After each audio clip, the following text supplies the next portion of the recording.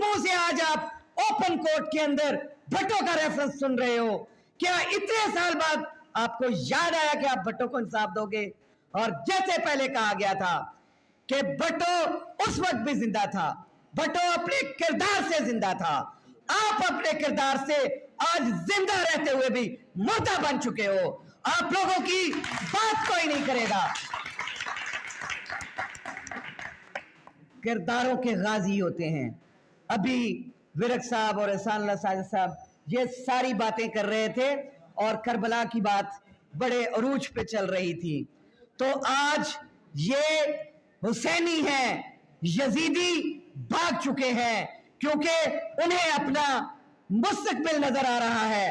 वो अपने मफाद की खातिर बिलों में घुसे हुए हैं। ये हुसैनी कल भी खड़े थे, आज भी खड़े हैं और कल भी खड़े रहेंगे।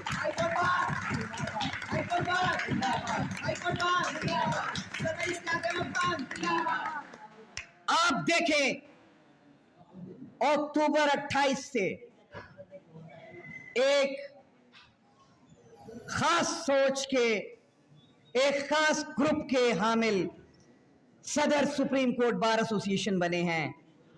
नवंबर गुजर गया, आज दिसंबर आधा गुजरने को है। इंसानी हुकूक के अलमदार होने की हैसियत से हम आज खड़े हैं। कोई एक स्टेटमेंट इस कोर्ट के अगेंस्ट, इस गवर्नमेंट की जितनी अनकॉन्स्टिट्यूशनल एक्ट्स हैं, इस इंसानी हुकूक की पामाली के ऊपर एक स्टेटमेंट तक नहीं आ सकी। इस बात पे मैं आज उनके ज़मीर को झंझोड़ता हूं कि खुदारा ये ओहदे, ये ऑफिस खत्म हो जाते हैं। लोग अपने किरदार के साथ, लोग अपनी काविश के साथ जिंदा रहते हैं।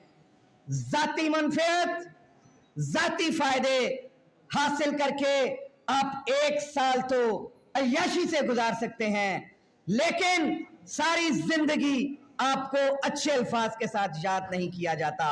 आपको सोचना होगा कि ये काला कोट, ये अवाम, पिसी हुई अवाम, ये आज जेल की चक्कियों में पिसने वाले सियासी वर्कर, आज जेल की चक्कियों में पिसने वाली ये अवाम आपका क़यामत के दिन भी गिरबान पकड़ेगी कि क्यों नहीं आपने हमारे लिए आवाज उठाई। हमने तो आपको ओहदा भी दिया था, माल भी दिया था, औलाद भी दी थी, वसाइल भी दिए थे, आपकी जुबानों को ताले क्यों लग गए? क़यामत के दिन आपको जवाबदेह होना होगा। और आज भी वक्त है, चीफ जस्टिस पाकिस्तान, आज भी वक्त है,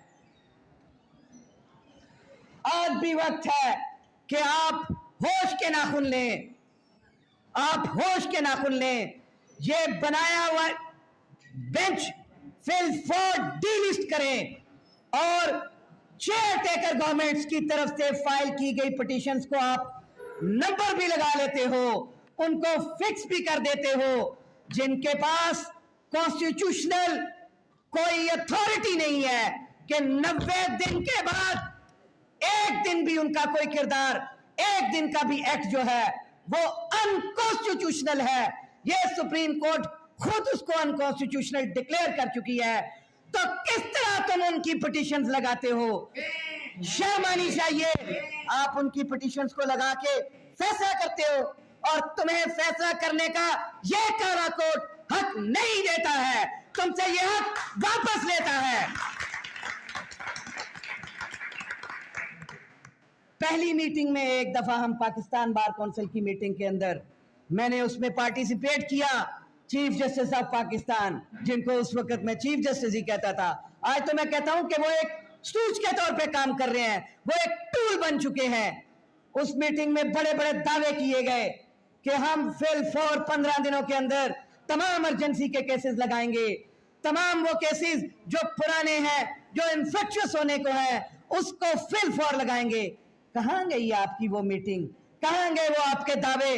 वो सिर्फ अपने आप को इन अखबारों की जीनत, इन टिकरों की जीनत बनाना था और जब आपके माइंड में प्रिजुडिस होता है, जब आप कमजोरी का काम करते हो, तो फिर आपको इज्जत नहीं, फिर इसी दुनिया में आपको जिल्लत मिलती है। और इस वक्त अवाम जिसके लिए ये सारा निजाम बनाया गया है, वो इसके ऊपर एक सवालिया निशान उठाती है, और उस सवालिया निशान के अंदर सबसे पहले पुरसिश आपसे होनी है कि एक बकरी चोर, एक 420 का जो बेलेबल ऑफेंस में है, एक ऐसा शख्स जो सुप्रीम कोर्ट से अपना इंसाफ मांगता है, उसको तो इंसाफ दिया नहीं जाता। तो आप उन लोगों के लिए एक एक दिन के अंदर बेंचेस बनाना शुरू कर देते हो।